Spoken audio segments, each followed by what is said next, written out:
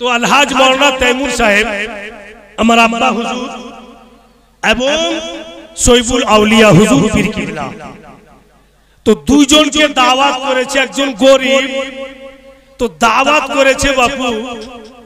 তো আল্লাহ পাকের কি শান দেখেন, মানে দিয়ে লেখা একটা ছোট হুন্টা মুরগা আছে, কিন্তু হাইরে মুরিদ শুনে লেছে যে হুজুর আইছেন, বলতে হবে থামো না জি, একটা কথা কইতে দাও না। তো বেরাদার তো শুনে লিয়েছে যে হুজুর সৈফুল আউলিয়া এসে, তো মুরগা ধরে লেছে যে হুজুর আসবেন, উনি ফাতিহা দিবেন, তো উনাকে খাওয়াবো। এবার খবর দিয়েছেন, তো হুজুর সৈফুল আউলিয়া বলছেন যে তৈমুর চলো,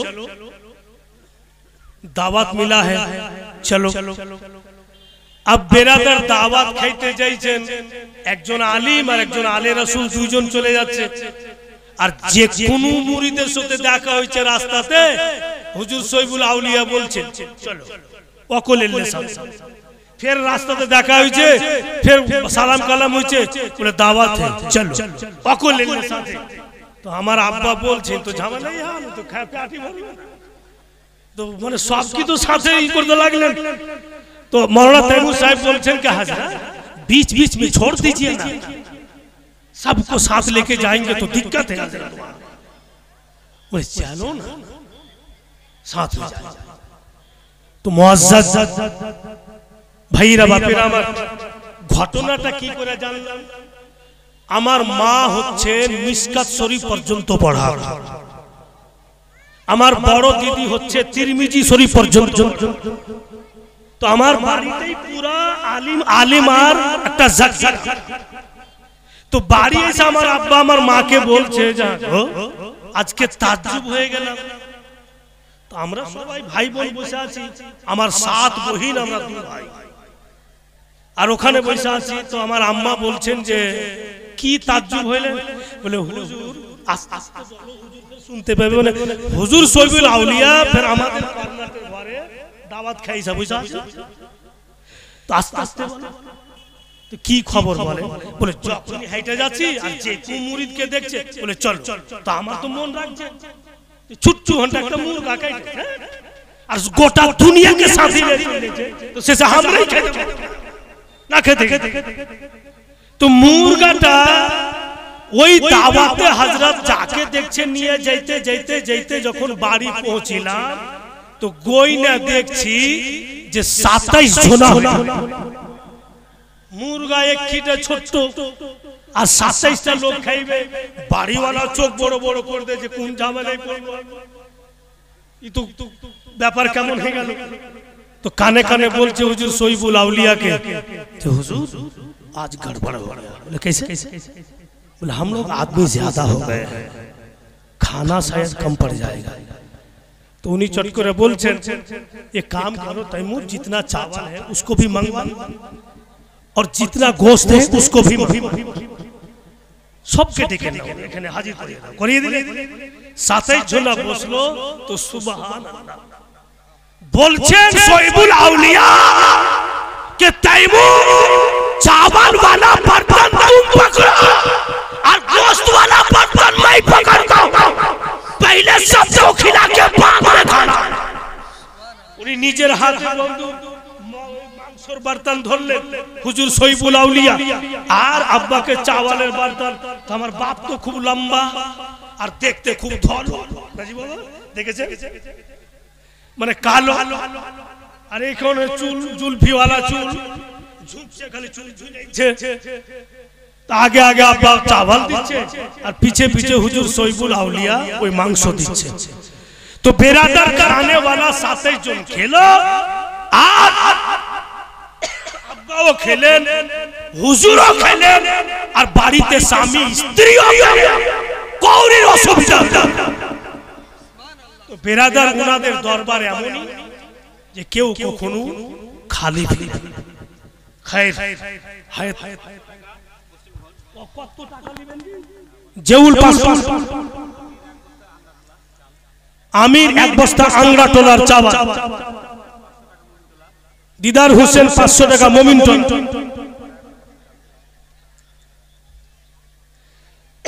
আর মাওলানা ইলিয়াস সাহেব উনি 11 বস্তা চাवल। नारे तकबीर, नारे रिसालत, सुबहानल्लाह, माशाअल्लाह, अल्हम्दुलिल्लाह। पूरा मजमा दुरूद शरीफ पाठ करें, अल्लाहुम्मा जोरे।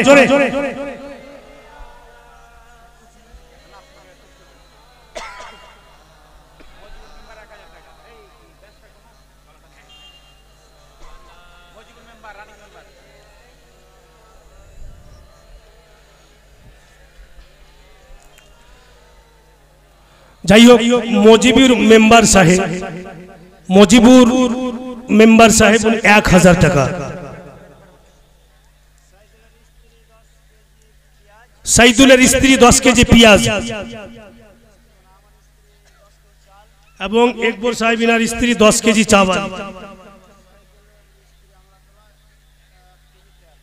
সাইদুলের স্ত্রী বাড়ি হচ্ছে আংড়াটোলা 1 কেজি তেল। সাইদের স্ত্রী বাড়ি হচ্ছে আংড়াটোলা 1 কেজি তেল। সুবহানাল্লাহ, মাশাআল্লাহ, আলহামদুলিল্লাহ। যাই হোক, এবার শান্ত শৃঙ্খলা বজায় রেখে বসুন।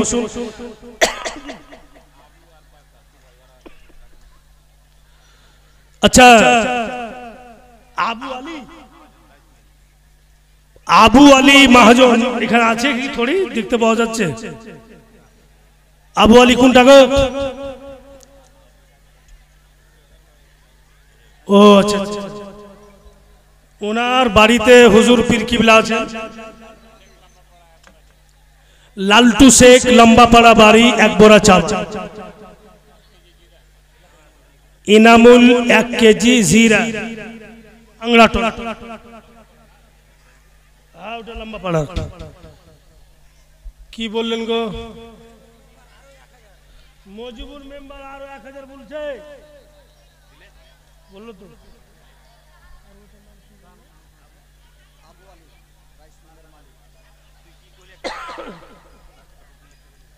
আর জনাব আবু আলী সাহেব, সবাইকে বলা যায় না।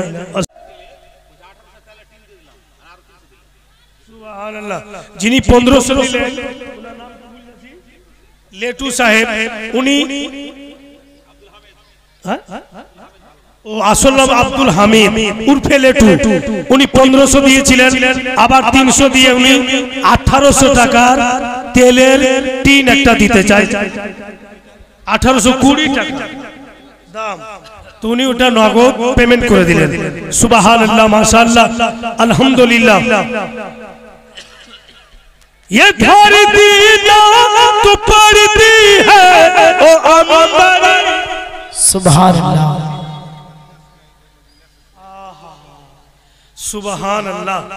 देखिए, मैं जब छोटा बच्चा था तो हुजूर सोइबुल औलिया उनी बाहयात छिलेन। हजरत वो बाहयात थे, तो उनके सामने मैंने बहुत सारे कलाम में पढ़े। तो हजरत कोई भी स्टेज में जाते, मैं अगर वहां गया तो सोइबुल औलिया बोलते हमको कि सुल्तान बाबू वो कथा जो शेर है दो, वो हमको सुना दो। तो कितने मर्तबा मैं हजरत को सुनाया हूं, और हजरत इस तरह झूमते रहे जो उनके तरफ देखकर सब कोई झूम रहा। सुबहानल्लाह। वो 2 शेर ने मुझे याद दिला दिया। मैं अब्बा हुजूर के सामने पढ़ रहा था। आज मैं उन्हीं के लगते जिगर साहिबजादा के सामने, हुजूर सैयद वाहिदुज़्ज़मान के सामने फिर फरमाइश है कि वो 2 शेर सचमुच। देखिए, हजरत जो पसंद करते थे, जो उनका पसंदीदा चीज है, अगर वो आप देखेंगे तो हजरत बार बार आपको याद आए। तो 2 शेर में